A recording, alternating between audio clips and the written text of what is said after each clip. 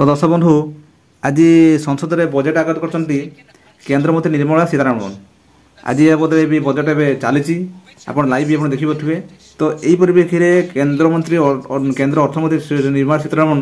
युव वर्ग बड़ घोषणा कर जोटा कि से कहते आगामी 5 वर्ष 4.1 कोटी युवक को दिज्व निजुक्ति। यह हूँ युव वर्ग गोटे बड़ खुशी खबर जोटा कि मोदी सरकार गोटे टार्गेट थिला जे ग्राउंड जो माने अनएम्प्लॉयड अच्छी से किमिति निजुक्ति देबा यही हूँ आपनकर माने मुख्य लक्ष्य। तो आप देखु आपंकर अर्थमंत्री निर्मला सीतारमण आपंकर बजेट आगत कर निजे आप देखु ता भर आपंकर भी मो पढ़ी बाद शुणी रोचे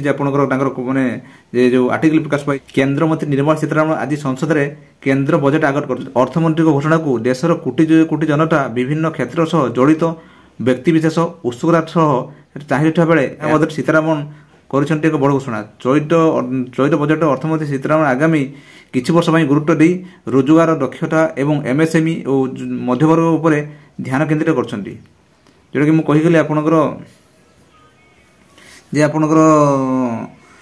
युववर्ग आपणकर घोषणा कर आगामी 5 वर्ष भितर देशर 4.1 कोटी युवकों को निजुक्ति दिज्व अर्थमंत्री श्री सीतारमण घोषणा कर वर्ष अर्थमंत्री प्रधानमंत्री 5टी योजना और पैकेज घोषणा करते। अंतरीण बजेट में 4टी विभिन्न अंतरीण बजेट में 4टी भिन्न जाति गरीब महिला और युवक और किसान ध्यान केन्द्रित कर अर्थमंत्री कहते। यही बजेट में अर्थमंत्री निजर पूर्व प्रतिश्रुति पूरण करने समस्त मुख्य फसलर उच्च सर्वनिम्न सहायक मूल्य घोषणा कर खर्च उपर अतिक्रम 50% मार्जिन पीएम गरीब कल्याण योजना अन्न योजना को 5 वर्ष वृद्धि कराइला फल 80 कोटी अधिक लोक उपकृत होगी अर्थमंत्री कहते। तो असमूह आज आपको बर्तमान मुझे कहीगली आपंकर बजेट आपंकर समय को आपंकर गोटे अंश